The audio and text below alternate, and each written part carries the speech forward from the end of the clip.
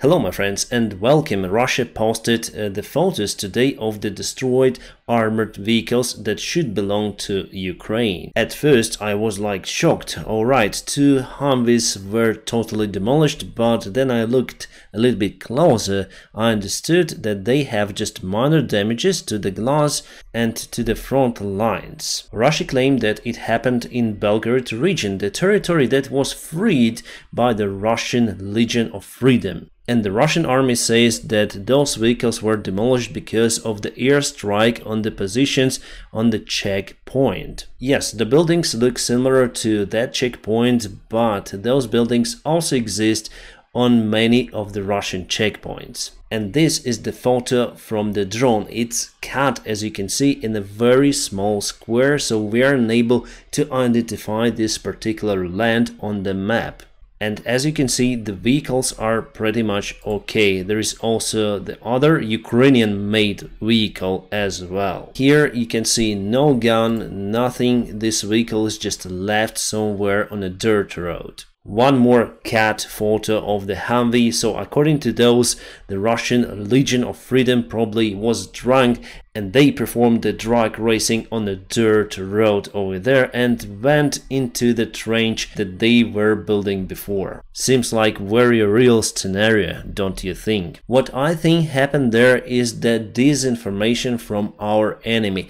They do have some Humvees. They were able to capture them in Soledar and also in Bakhmut. I saw many of the videos before how Russians drive M113 armored vehicles and also Humvees. Also, let's zoom in a little to this vehicle. You can see a big cross, which is very non-standard, and the small one just near. But here we have the same vehicle, as you can see, the small cross, the big cross, but it already got some of the damages and bullet holes. But it was abandoned and filmed from the drone. Here you can see the same vehicle, the door is open, so it's abandoned. Why should you destroy the vehicle that you have already taken? And this one is also interesting. This Humvee is the different vehicle. It is used for the transportation of something. You can see some of the boxes just lying down in that area, and it seems like Humvee got some sort of the damages. But even though the roof went up, there is no visible penetration of the door or anywhere over here. Plus, there's the sign for Bakhmut, which means some sort of the revenge for Bakhmut, so the Legion came to Russian territory for that purpose, for revenge. So according to the Russian theory, these Humvees were demolished,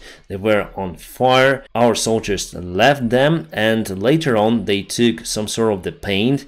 They came back to the very dangerous place and they painted for Bakhmut on their vehicles. There is the other car very near and you can see the same letters over there as well. Painted on the car after the fire is over. The only vehicle that Russia might have captured in Belgorod area is this Max Pro American off-road truck. By the way, here you can see the General Lapin, who was responsible for Liman city defense, but they performed the goodwill gesture as usual. The story doesn't end here with this general. We're gonna see him in the video. So he is really a general. He went to the place to get some photo with American truck. Why he did it? For PR campaign. Russia wanted to show that they have the situation under their control, but they're unable to get it under control. That is why they start this PR campaign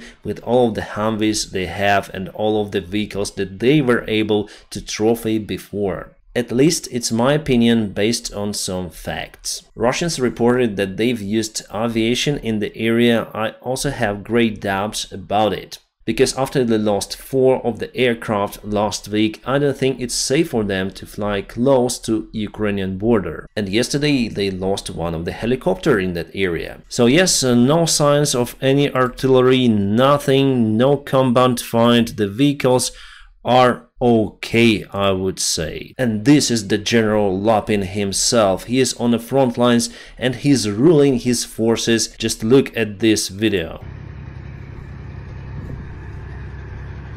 It's the general. Come on. Follow me.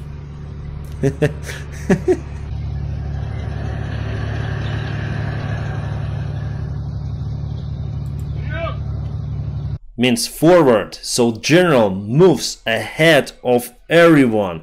The vehicle, the armored vehicle, is behind him. He's the true leader, like Mel Gibson from the Braveheart or something. Wow, that's great. But that was early morning time, Lapin was asleep, but during the daytime he switched into the berserk mode. Let's watch this video of his. He moves.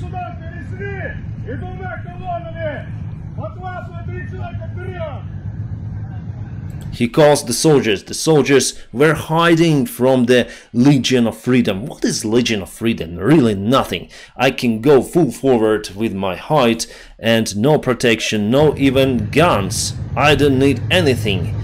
I will destroy them with my look of the brave soldier. You can see, you can see, it's the Soviet flag on his shoulder.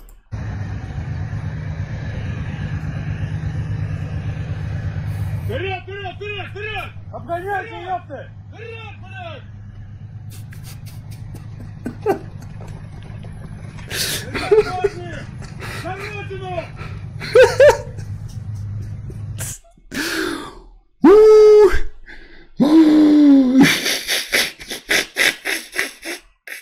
Oh, so here you can see why I think it's all hoax with those vehicles. Maybe they captured just one or two, who knows, but they presented it as their big victory. And Russian officials today said that they demolished all of the Legion of Freedom on the Belgorod territory, causing them to retreat, and after they retreated, Russia used the artillery systems to demolish them on the Ukrainian territory. So everyone is gone, there is no more risk for Russians. But the Belgorod governor says that it's too early for civilians to return back to their homes. So if everything is okay, if everything is under control and there is no enemy any longer, why don't you let your own citizens to come to their homes?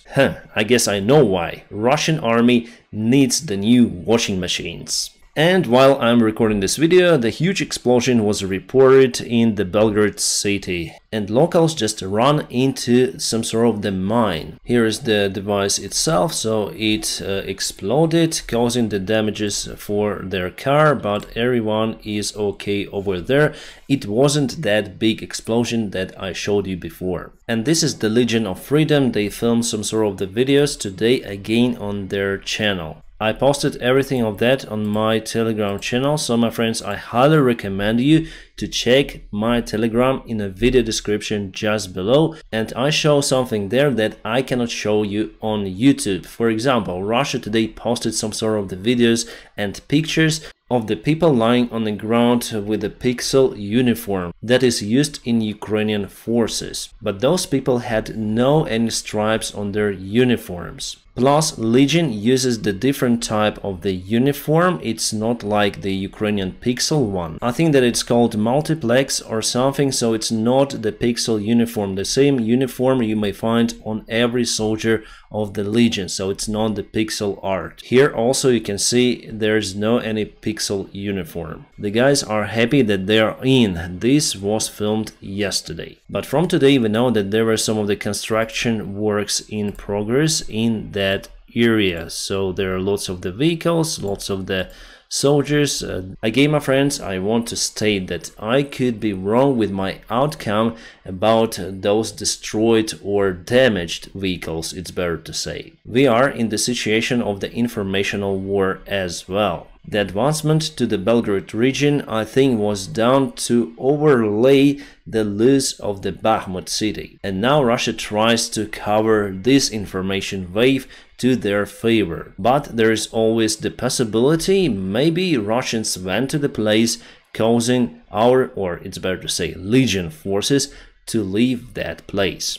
I think tomorrow we're gonna see it for sure, but for this time I'm sure about my own thoughts just because of the stupid Russian PR campaign. Alright, let's go to Belgorod again. There is the car that was damaged by the explosion of the mine. As locals reported, the mine was dropped from the drone. There were some reports today from the social media resources that there were some other groups created that went into the Belgorod region as well. But so far I don't have proofs for that, so it could be the part of the informational war. But there's some signs reported in Kursk region today, so this is the flag, let's say, of the Russian Legion of Freedom. I think that the main idea was to cause the Russian army to put their own forces from Ukraine to Belgorod region. In that case, it would be much easier for Ukraine to start the counteroffensive.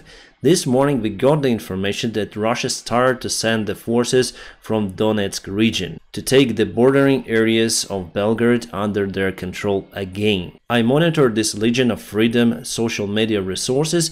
They say today that they got the fight in the area. Still, they claim that they don't have losses and they move in the captured area. Again, it's hard to say whether it's true or false because of the informational war. I think that you understand that this operation was conducted from the Ukrainian side. So there could be some Russians, and today I saw the picture of one Belarusian fighter who is very famous and popular soldier in Ukraine. He got his own social media stuff, but he went with those guys in Belgorod area. It was very risky for them, and no one expected that Russian army would just leave their positions. Totally, the Russian Legion of Freedom was able to liberate around 30 square kilometers of the territory, but as you can see, it's very unstable. The fighting is ongoing with Russians, with bad Russians, as you see. The head of the Ukrainian intelligence, Kirilo Budanov, in his interview to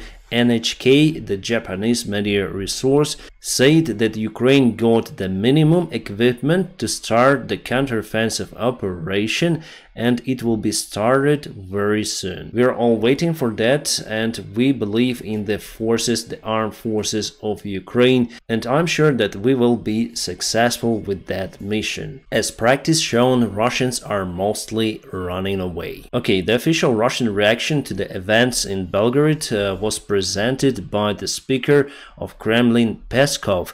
He said that Kremlin is deeply concerned. That's the only thing they say about Belgorod. Well, the ex-president Medvedev also commented on that issue today after probably hangover as usual. He said that the forces that entered the Russian Federation belong to Ukraine and they should not take prisoners. His usual rhetorics, nothing new here. If we speak about the Russian elite, there was the interesting case today with Putin. He met in Kremlin with some sort of the historical professor. I think he got something with his nerves. So this is the professor who said that I found the French map dated from long time ago, and you know what, Mr. Putin, there is no Ukraine on that map. And this guy showed the map to Putin. So here's the map. It was Russia before, he says. Yes, I may agree. Yes, it was Russia, and just communists gave the freedom, the country, to Ukrainians. But actually we didn't have any kind of the freedom from the communists, and Ukraine existed well before. And let's go to that particular map. This one, as you can see, it's very easy to find in internet. This is really a French map that was created by Gaimon Sanson in 17th century. You may find it in the French National Library. It's available online. But here we have this name. Hopefully you'll see it. I maybe move a little bit.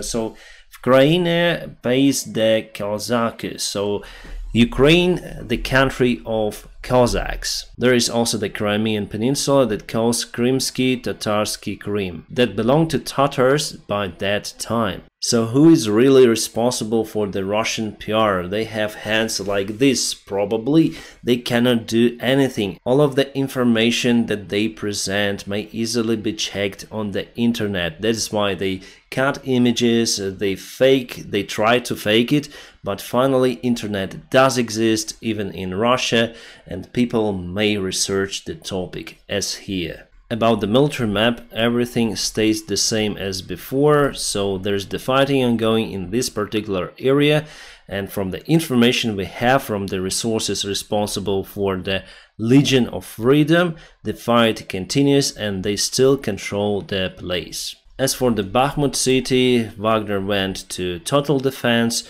and there is no movement also from the Ukrainian army. No big counterattack. Probably we took the break to get more weaponry and more soldiers to the area, or maybe change the soldiers.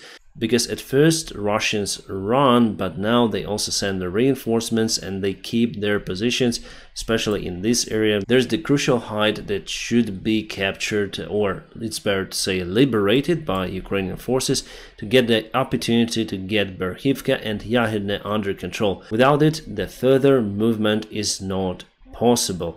And we're all waiting for the possible counterattack on this territory. My friends, don't forget to press the like to this video, and also if you want to support my job, there are some links in the video description just below. You may also support me on Patreon or on the sponsorship on this YouTube channel. Thank you so much for your awesome support and your help. I wish you all a peaceful sky wherever you are, and have a great time.